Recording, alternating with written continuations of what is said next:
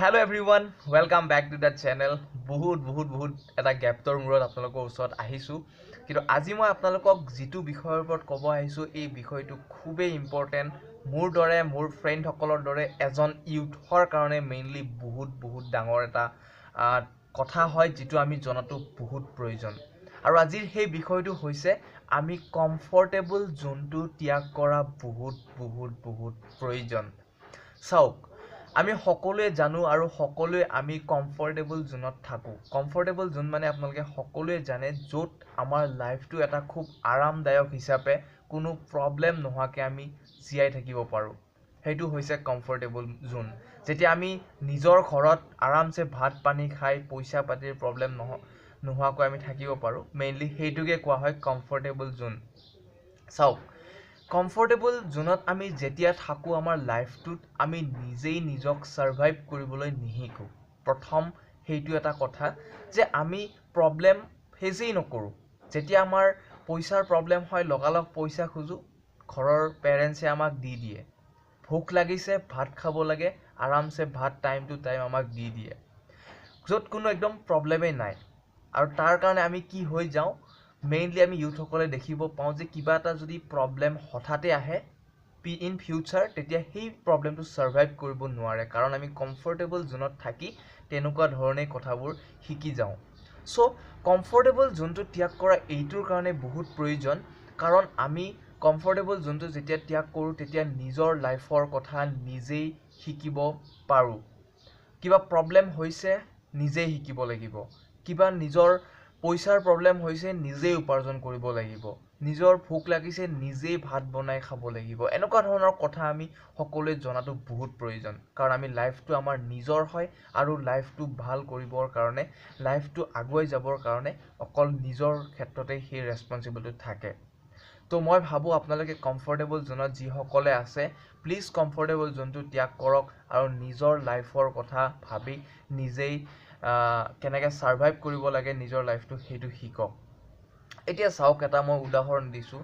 এজন দুখীয়া মানুহে যেতিয়া নিজৰ কষ্ট কৰে, পইচাৰ উপাৰ্জন কৰে, সেই মানুহজনে ইন ফিউচাৰ বহুত ছাকচেছ পায়। তেওঁ যদি ইন ফিউচাৰ কিবা প্ৰব্লেম পায় তেতিয়াহ'লে সেই প্ৰব্লেমটো আৰামছে তেওঁ হেণ্ডেল কৰিব পাৰে, আৰামছে ছল্ভ কৰিব পাৰে।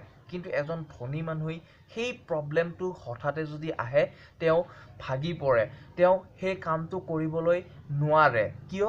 কাৰণ তেওঁ কমফৰ্টেবল জোনতেই সোমাই আছিলে আৰু কমফৰ্টেবল জোনতেই তেওঁ আৰামদায়কভাৱে নিজৰ লাইফটো চলাই গৈছিলে। কিন্তু দুখীয়া মানুহজনে এটা সৰু কথা শিকি তেওঁ লাইফত কেনেকৈ প্ৰব্লেম আহিছে, কেনেকৈ সেই প্ৰব্লেমবোৰ ছল্ভ কৰিব লাগে, নিজৰ পইচাৰ অভাৱ হৈছে সেই পইচাটো উপাৰ্জন কৰিবলৈ তেওঁ শিকিছে। তো এনেকুৱা ধৰণৰ কিছুমান কথা আছে যে ধনী মানুহতকৈ দুখীয়া মানুহে ইন ফিউচাৰ যাই বহুত লাইফটো ভাল কৰি পেলায়, কাৰণ তেওঁলোকে কমফৰ্টেবল জোন কি সেইটো নাজানেই দুখীয়া মানুহসকলে। তো মই সেইকাৰণে এটা সৰু টপিক এইটো কাৰণে লৈছোঁ যে আমাৰ লাইফতো তেনেকুৱা ধৰণৰ কথা জনাটো বহুত প্ৰয়োজন এতিয়াৰ সময়ত। মই দেখিছোঁ বা মোৰ দৰে ইউথসকলে কি কৰিছে, ঘৰত আৰামছে বহি ভাত পানী খাই টিভি চাই নিজৰ লাইফটো আৰামদায়কভাৱে কটাই আছে। কিন্তু ইন ফিউচাৰ সদায়তো নিজৰ পেৰেণ্টছে নোখোৱাই, সদায়তো নিজৰ পেৰেণ্টছে পইচা নিদিয়ে। ইন ফিউচাৰ নিজৰ লাইফটো নিজৰ হয়। তো সেইটোৰ কাৰণে আমাৰ লাইফটো কিবা প্ৰব্লেম হৈছে সেই প্ৰব্লেমটো কেনেকৈ ছল্ভ কৰিব লাগে, পইচাৰ প্ৰব্লেম হৈছে কেনেকৈ পইচা ইনকাম কৰিব লাগে, চব এভৰিথিং অলৰাউণ্ডাৰ আমি নিজেই হোৱাটো বহুত প্ৰয়োজন। কাৰণ ভাই, আমাৰ আজিৰ সময়ত এনেকুৱা এটা সময় হৈ পৰিছে, নিজৰ যদি কাম নিজে নকৰোঁ তেতিয়াহ'লে বেলেগ কোনোৱে কৰিব নাহে।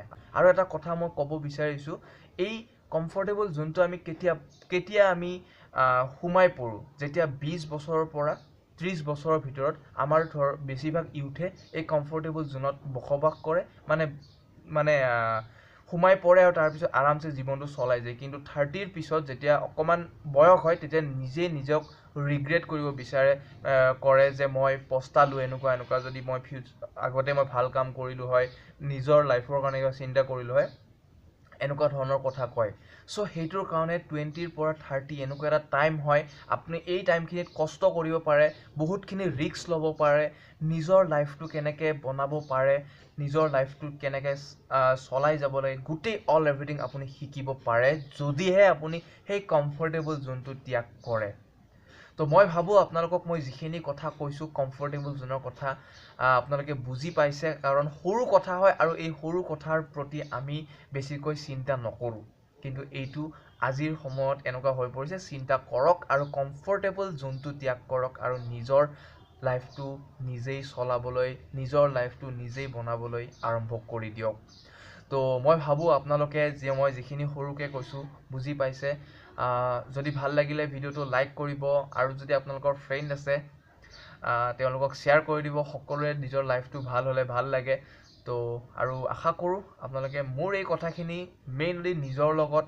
নিজে এপ্লাই কৰিব চ' ডাইৰেক্ট ক'লোঁ কি ক'ব পাৰিলোঁ নাজানো কিন্তু মোৰ ফালৰ পৰা যিখিনি মোৰ মুখেদি ওলাইছে যিখিনি মোৰ নিজৰ মাইণ্ডত আছিল এইখিনি ক'লোঁ যদি ভিডিঅ'টো ভাল লাগিলে বাছ চাব চ' থেংক ইউ ছ' মাছ যিবিলাক নতুনকৈ চাইছে তেওঁলোকে ছাবস্ক্ৰাইব কৰক চেনেলটো মই এনেকুৱা ধৰণৰ সময় পালেই এতিয়াৰ পৰা মই ভিডিঅ' আৰম্ভ কৰিম ট্ৰাই কৰিম চ' যি নহওক আজিলৈ বাই বাই আৰু শেষত হেপী দুৰ্গা পূজা ভালকৈ চাওক আপোনালোকৰ সকলো ফেমিলিলৈ মোৰ ফালৰ পৰা হেপী দুৰ্গা পূজা চ' বাই বাই কমফৰ্টেবল জোন এৰি দিয়ক আৰু ছাকচেছ ল'ব আৰম্ভ কৰি দিয়ক বাই বাই